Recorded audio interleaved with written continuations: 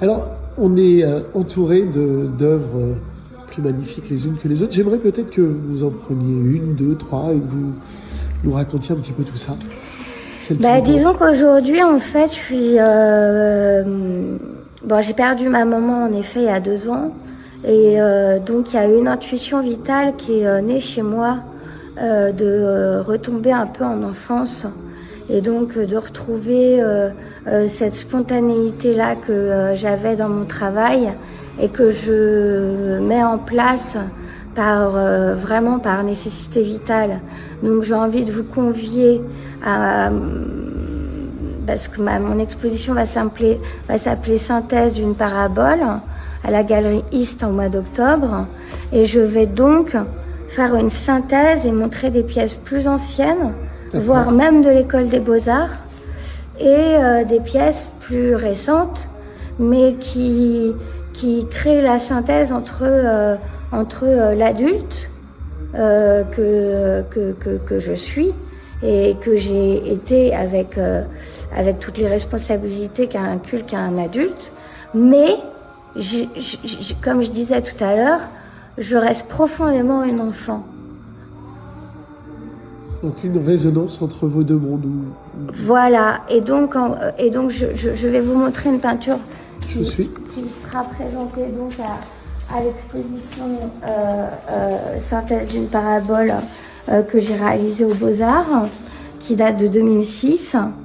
Et en même temps, à côté de ça, je vais mettre aussi des peintures plus récentes qui s'intitulent, alors pas celle-là, mais celle-là plutôt. Non, pas celle-là, celle-là. Celle-ci, pardon. Voilà, qui s'intitule, ça c'est ma dernière peinture, qui s'intitule La Terre des dinosaures, et qui, en effet, relie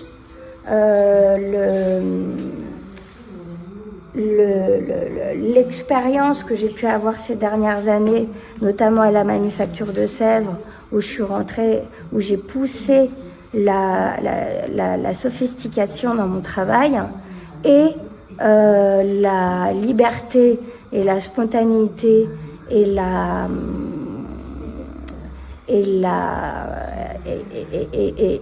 l'intuition d'un enfant que j'avais quand j'étais aux Beaux-Arts. Très bien. Une sculpture peut-être? Une sculpture aussi, bien sûr. Alors en ce moment, je suis en train de créer des sculptures aussi un peu plus brutes, qui rejoignent justement l'idée que je suis en train de vous traduire, de vous exprimer. Et donc c'est un personnage, bon c'est pas fini, c'est une pièce qui est en cours, mais c'est un personnage que j'ai repris d'une de mes dernières peintures. Donc je reprends en effet des éléments beaucoup plus bruts et beaucoup moins chiadés d'éléments en fait. Je simplifie.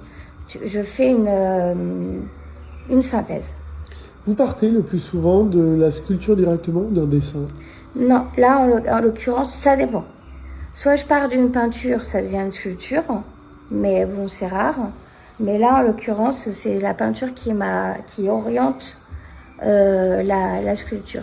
Donc ce sont quelques traits? Rien du tout. C'est rien du tout. La peinture naît d'une matière. Naît d'un chaos, d'une soupe primordiale, comme on dit. Et de ce chaos-là, je vais créer de la vie. Un peu comme la planète s'est créée, quoi, en quelque sorte. Par un désastre, une explosion. Et donc, mes peintures sont construites comme ça, sans histoire préalable, sans dessin préalable, et la sculpture par contre elle va être plus référencée d'un support puisque là en l'occurrence je suis partie d'une peinture, mais c'est pas toujours le cas. Des fois je pars aussi, par exemple la grande sculpture qui est là-bas, en fait il n'y a pas vraiment de code, je vous avouerai, c'est un peu empirique. La sculpture qui est au centre, suis partie d'une masse qui ressemblait à une espèce de grand canyon et j'ai pris un bout de bois. J'ai demandé à ce qu'on me laisse toute seule et j'ai détruit cette grande masse. J'ai tapé dans la terre. Et quand j'ai tapé dans la terre, une image est apparue, c'est-à-dire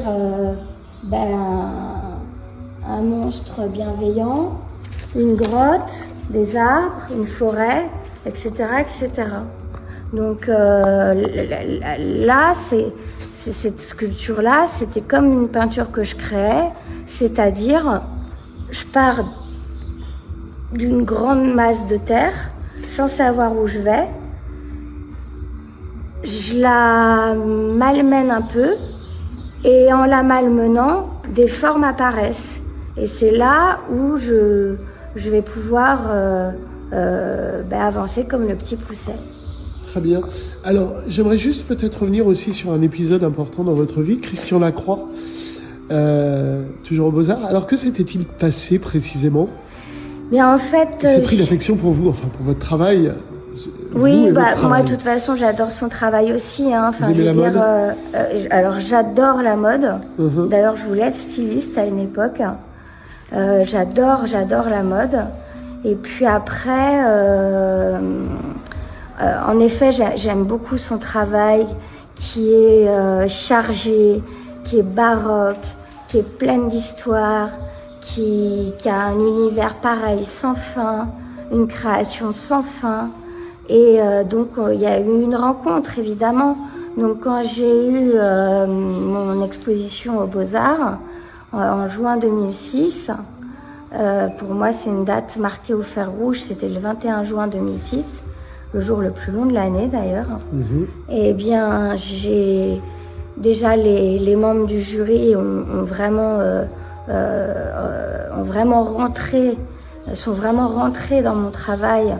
Et j'ai été la plus grande surprise, enfin à ma plus grande surprise, puisque en fait j'étais pas vraiment mise en avant aux Beaux-Arts à Paris pendant ces 6 ans. Donc pour moi ça a été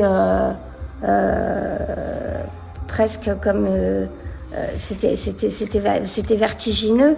Félicitations du jury, on le rappelle. Oui, merci, ouais. Et donc c'était vertigineux ce moment-là. Et en même temps, un moment incroyable où ma vie allait changer, je le savais. Et il y avait Daniel Firman qui faisait partie de mon jury et qui connaissait Alain Guttard. Et Alain Guttard connaissait Christian Lacroix, qui était en train de préparer en fait son défilé dans la cour vitrée des Beaux-Arts. Et de là, il est venu voir mon diplôme et m'a acheté une peinture. Et par la suite, m'a invité à faire sa carte de vœux de 2007, je crois. Voilà, et en parlant justement d'acheter quelques pièces, on finira peut-être en disant que voilà, vous êtes notamment collectionné par des institutions comme JP Morgan Chase, Pinault, etc., etc. Il y en a beaucoup, 300 collectionneurs, je crois, vous m'avez dit, c'est ça? D'après les factures, ouais. Alors, tu vas faire un crowbar de... oui, là, je vais faire un crowbar parce que c'est quand même, la sculpture est quand même assez technique. Donc, des fois, il y a des préparations. Donc en effet, ça c'était vraiment en fait une peinture et le détail, enfin un personnage d'une de mes peintures. Et j'avais vraiment envie de la sortir de son contexte et d'être plus directe dans le sujet. Donc j'ai repris en fait un personnage qui sera émaillé en rouge. Et normalement, dans la peinture, il y a un cochon qui est sur le bras du personnage, mais j'ai décidé de créer donc un pigeon. Alors ça, c'est assez technique parce que le pigeon étant tellement gros, il va falloir que je mette des cales pour la cuisson. Et le personnage, il est très brut. Il n'y a pas de détails.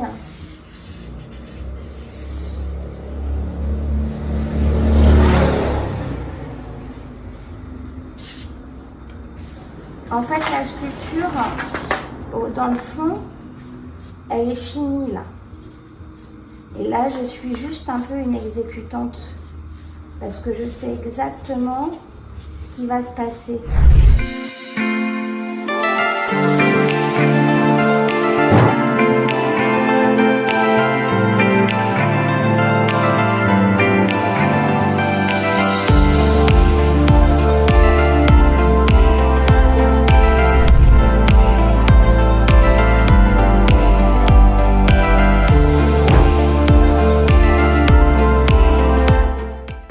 Sur un volcan, il y aura des allumettes.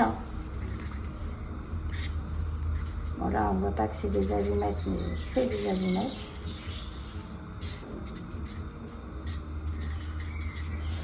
Il y en aura qui seraient... Il y a des allumettes qui vont être en train de prendre feu. En fait, c'est un peu comme un Christ. Donc, il y a des yeux un peu partout qui seront... disposé sur son corps.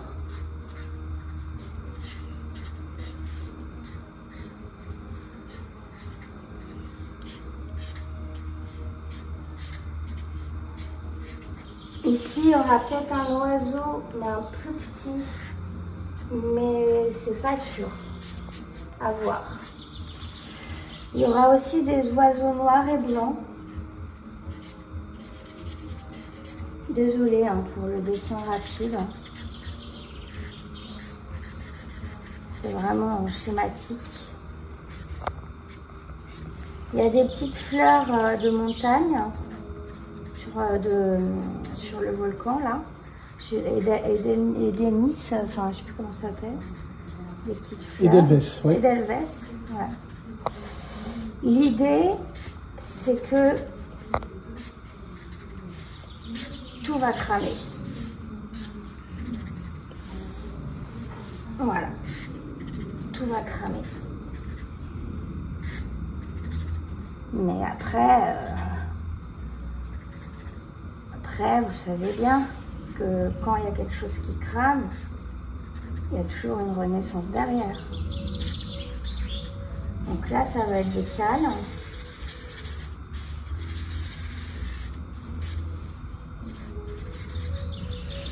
Et puis après, le reste, pigeon. Ce sera peut-être pigeon voyageur, je sais pas encore. En tout cas, lui, il va partir. Ça, c'est clair, il va fuir. Si tout crame, il va fuir.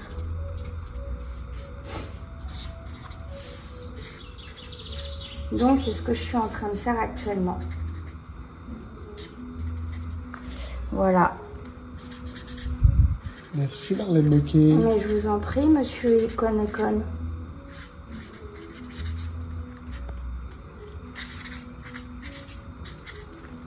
Et voilà une partie du travail.